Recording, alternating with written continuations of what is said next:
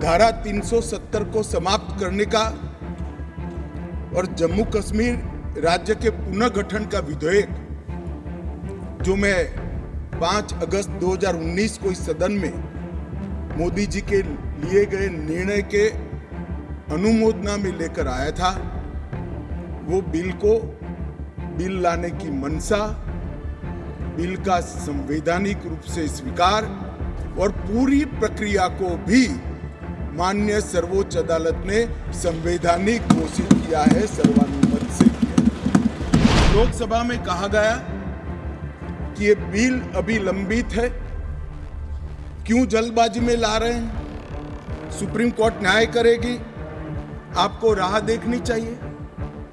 मान्यवर, ये सारे स्टैंड जो थे वो न्याय के लिए नहीं थे। नरेंद्र मोदी जी ने जो निर्णय किया था वो निर्णय को लंबित करने के लिए थे, उस इरादे से किए थे। मान्यवर, आज निर्णय कर लिया सुप्रीम कोर्ट ने और ढेर सारी चीजों को जो भारतीय जनता पार्टी 1950 से बताती थी और कांग्रेस, विपक्ष और विशेषकर कम्युनिस्ट भाइयों का हमेशा से हम पर आरोप था कि राजनीतिक बातें आप कर रहे हैं। न्यायालय ने माना कि जम्मू कश्मीर के पास कभी भी आंतरिक संप्रभुता नहीं थी, जो हमारा कहना था। उन्होंने कहा कि भारत के साथ ट्रीटी के कारण भारतीय संविधान के बाहर राज्य को कोई आंतरिक संप्रभुता नहीं मिलती है। इस बात को Shri Amit Shah to reply the discussion. धन्यवाद सभापति महोदय।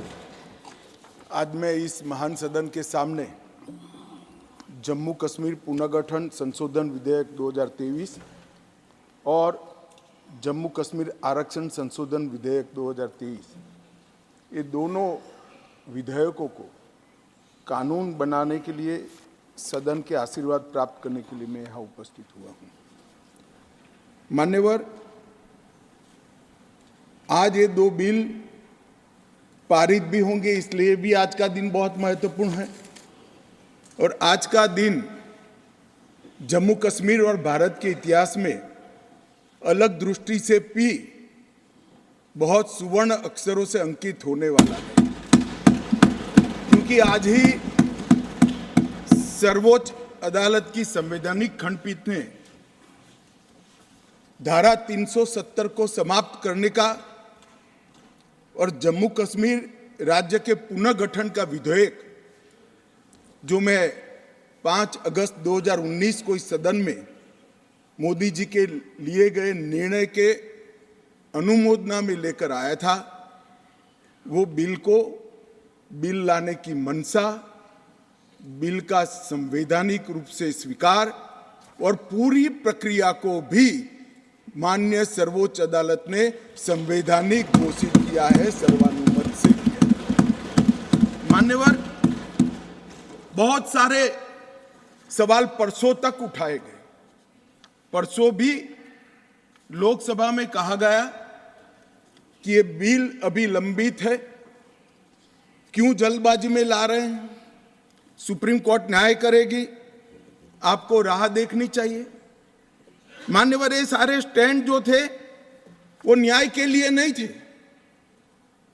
नरेंद्र मोदी जी ने जो निर्णय किया था वो निर्णय को लंबित करने के लिए थे, उस इरादे से किए गए थे। मान्यवर, आज निर्णय कर लिया सुप्रीम कोर्ट ने और ढेर सारी चीजों को जो भारतीय जनता पार्टी 1950 से बताती थी और कांग्रेस, विपक्ष और विशेषकर कम्युनिस्ट भाइयों का हमेशा से हम पर आरोप था कि राजनीतिक बातें आप कर रहे हो। इस सारी चीजों को आज सर्वोच्च अदालत ने अमली जामा पहना दिया। न्यायालय ने माना कि जम्मू कश्मीर के पास कभी भी आंतरिक संप्रभुता नहीं थी, जो हमारा कहना था। उन्होंने कहा कि भारत के साथ ट्रीटी के कारण भारतीय संविधान के बाहर राज्य को कोई आंतरिक संप्रभुता नहीं मिलती है, इस बात को सुना। मान्यवर न्यायालय ने माना कि अनुच्छेद 370 एक अस्थायी प्रावधान था, इसमें कोई शंका कुशंका नहीं है, ये संवैधानिक सत्य है कि धारा 370 अस्थायी समाधान। अब ये कुछ लोगों को पसंद नहीं आता है और जो नेहरू जी के विचारों के, नेहरू जी के कामों के बड़े प्रशंसक है और अनुयायी है, उनको भी पसंद नहीं आता है जो हम कहते हैं। मगर मैं उनको बड़ी विनम्रता से पूछना चाहता हूं, अगर धारा 370 इतनी ही न्यायिक थी, इतनी ही जरूरतमंद थी, तो इसके सामने एक ही आर्टिकल है मान्यवर जिसके सामने टेम्पररी शब्द का उपयोग किया गया, वो स्वयं नेहरू जी ने क्यों किया होगा? जो लोग कहते हैं कि धारा 370 परमानेंट है, वो संविधान सभा की मंशा का अपमान कर रहे हैं, संविधान का अपमान कर रहे हैं। मान्यवर आज सुप्रीम कोर्ट ने कह दिया है कि इसका मतलब यह है, ये जो कहा धारा 370 अस्थायी प्रावधान था, इसका मतलब यह है कि ये दावा याचिकाकर्ता का 370 को कभी हटाया ही नहीं जा सकता। वो दावा सिरे से सुप्रीम कोर्ट ने खारिज कर दिया है कि संविधान को और देश के संसद के सदनों को पूरा अधिकार है धारा 370 हटाने।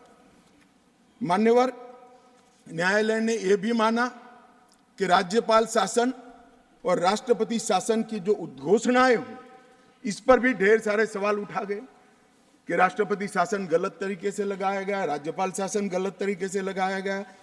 इन्होंने भी, सुप्रीम कोर्ट ने यह भी माना कि राज्यपाल शासन और राष्ट्रपति शासन की उद्घोषणाओं को चुनौती देना ठीक नहीं है, ये पूर्ण रूप से संवैधानिक प्रक्रिया के तहत। मान्यवर अनुच्छेद 370(3) में जो प्रावधान है वो संविधान सभा ने ही तय किया है।